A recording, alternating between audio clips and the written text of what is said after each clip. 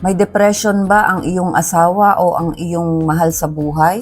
Hindi madali ito at hindi rin madali dun sa taong nagsasuffer or merong depression. Most of the time, tinutulungan natin sila, yung mga mahal natin na merong depression. Gumagawa tayo ng mga paraan para masuportahan sila na sa tingin natin ay ito ang tama at ito ang makakatulong. Paano kung mali pala or hindi pala nakakatulong yung ating ginagawa? Yung maganda ang intensyon natin na matulungan yung ating mahal na merong depression, pero paano kung hindi natin alam alin ang makakatulong at alin ang hindi makakatulong?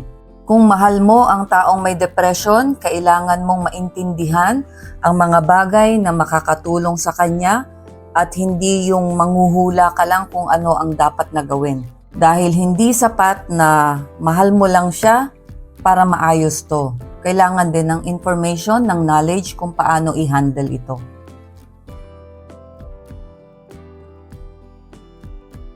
Ayan, welcome back sa aking channel. Ako po muli si Lorely, ang inyong Ate Lors. Napakaganda ng topic natin ngayon. Pero bago natin simulan, gusto ko lang po magpasalamat sa lahat po ng mga bagong followers natin sa ating Facebook page.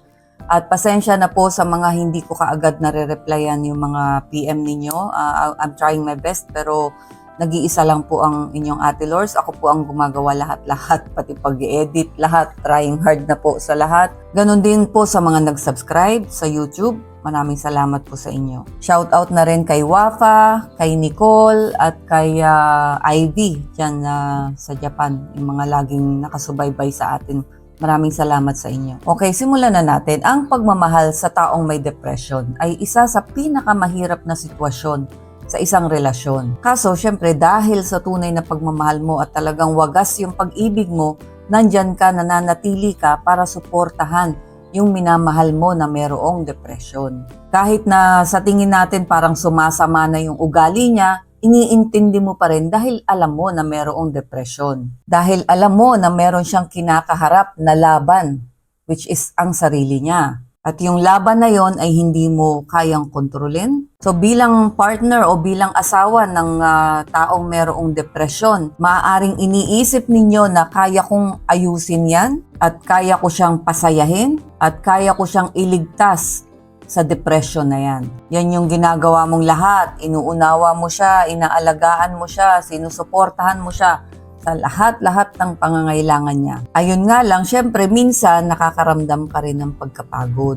Pero ang totoo dito, may mga bagay na hindi mo responsibilidad. So yan ang ating pag-uusapan ngayon sa video na ito. Unang-una, hindi nakakatulong yung positive advice lang. Okay lang mag-advise ka at mas maganda nga positive yung advice mo, pero hindi yan enough.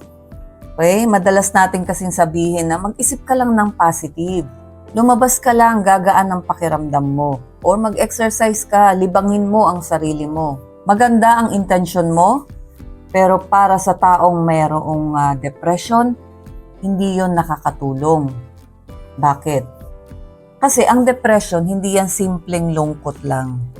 Ito ay isang mental illness, at lalo na kung ito ay clinically diagnosed talaga at nagpa-check talaga sa psychiatrist at talagang sinabi na ikaw ay dumadaan sa isang depression. Ito yung depression talaga ha, hindi yung hinulaan nyo lang na, oh, depressed yan. Kasi yung iba baka na nalulungkot lang tapos tatawagin nyo na kaagad na depression. Kasi magkaiba po yung talagang lungkot lang sa depression. So mas maganda na kumonsulta kayo sa psychiatrist kung talagang kayo ay nade-depress para mabigyan kayo ng tamang lunas.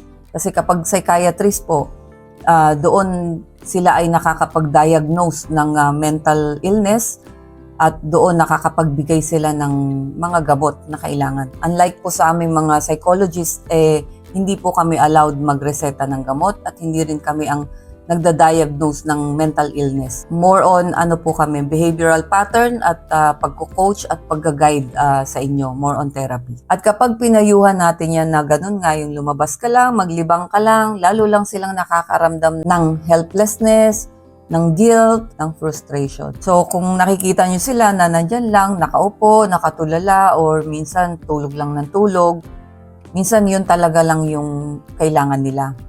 So, medyo mas maganda kung talagang masyado nang affected yung asawa nyo na may depression, mas maganda talaga na kumonsulta na. Okay? So, number 2, mas kailangan niya ng presence mo kesa ng mga sasabihin mo na mga advice. Sa halip na sabihan mo siya ng mga dapat niyang gawin, subukan mo lang na sabihin sa kanya na nandito lang ako para sa'yo, na mahal kita, handa akong makinig. Mas maganda yon, yung sabihin mo nandito lang ako. Kung kailangan mo ko, gusto mong magkwento, may sabihin, handa akong makinig. Yan, mas makakatulong yan.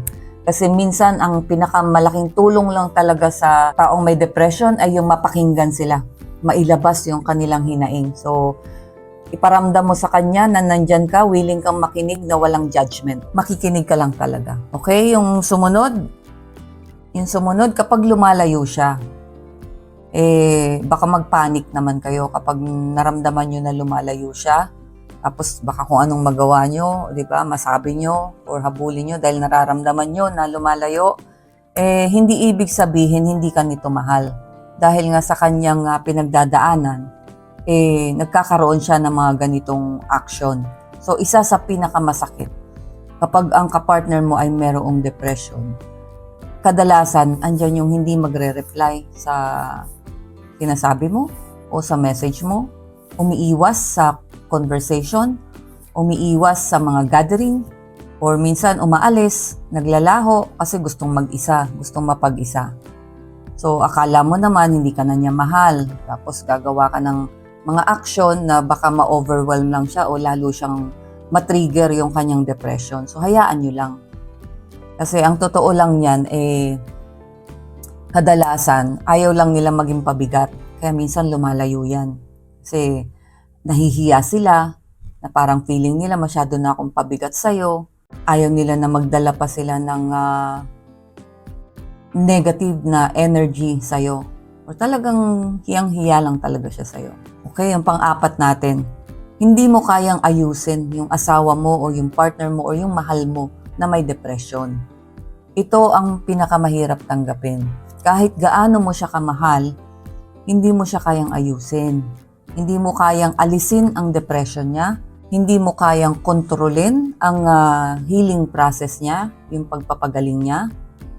Hindi mo rin kayang pabilisin ang pagbabago or improvement para sa kanya. Ang role mo lang talaga dito ay support system. Hindi savior, hindi tagapagligtas. Support lang. Number 5, ito kadalasan. Yung nabe-burn out yung nag-aalaga. Yung ikaw, bilang sabihin na natin na lumalabas na parang caregiver ng mahal mo na may depression, habang tumatagal, ikaw naman ang napapagod. Diba? Makakaramdam ka ng frustration, ng guilt, ng pagod, at minsan ng galit. Minsan makakaramdam ka pa ng guilt feeling kasi nakukonsensya ka na kapag nakakaramdam ka na ng pagod sa pag-iintindi sa kanya, yun medyo nakukonsensya ka pa minsan, di ba? Normal na pakiramdam lang to, ang mapagod sa sitwasyon.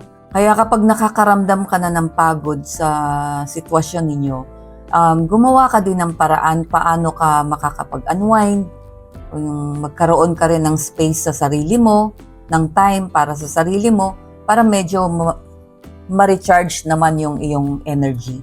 Kailangan ng boundaries. Hindi ibig sabihin na may depression na siya, wala na siyang responsibility. Ang relasyon hindi pwedeng ikaw lang ang bumubuhat, ikaw lang mag-isa. Hindi porke may depression siya, hindi mo na siya bibigyan ng responsibility when it comes to your relationship. Magbigay ka ng boundary, kausapin mo siya, sabihin mo na ito lang ang kaya kong ibigay sa'yo, ito ang suporta na kaya kong ibigay sa'yo. At ito naman ang mga bagay na hindi ko kayang ibigay sa'yo. Kasi kung wala kang ilalatag na boundary, ikaw naman ang may posibilidad na bumigay. Baka bandang huli, pati ikaw may depression na rin. So ito yung number 7, yung support versus responsibility. Ito ang pinaka-importanting lesson dito.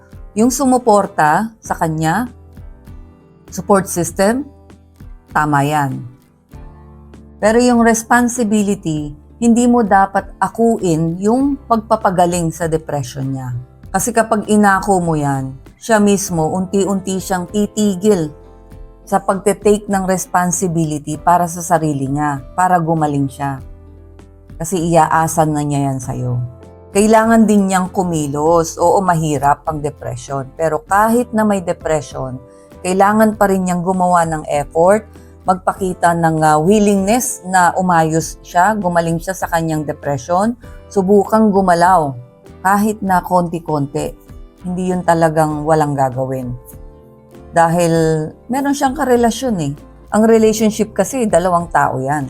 Diba? Lagi kong sinasabi yan, teamwork yan. So hindi pwedeng talagang 100% ang bigat nasa isang tao lang. Diba? Hindi pwedeng isa lang. So kahit may depression hindi naman yan na tao na hindi na nakakaintindi, hindi na nakakausap, hindi. Yung talagang ano lang yan, sobra-sobrang lungkot. So alam niya pa rin dapat ang responsibility niya. Okay, so malinaw na hindi pwedeng ikaw lang ang lumalaban dito kasi kung umabot na yan sa punto na ikaw na lang ang nagbibigay, ikaw na lang ang nag-a-adjust, ikaw na lang ang umaasa na meron pang pag-asa at ikaw na lang ang lumalaban, pwede mo nang tanungin ang sarili mo dyan na relasyon pa ba to? O responsibilidad na lang. Ang pagmamahal sa taong may depression ay hindi madali talaga. Kailangan ng napakahabang pasensya, napakalawak na pangunawa, at syempre tibay ng dibdib. Pero tandaan mo to, ang pagmamahal ay hindi dapat magdulot ng pagkawasak sa sarili mo. Pwede kang magmahal pero hindi mo kailangang sagad-sagad na pagmamahal na to the point na pinababayaan mo na ang sarili mo. So, ayun. So, sa mga nanonood na merong asawa, merong mahal na merong depression, sana ay nakatulong sa inyo ang video na ito. Maraming salamat po and hope to see you again next time.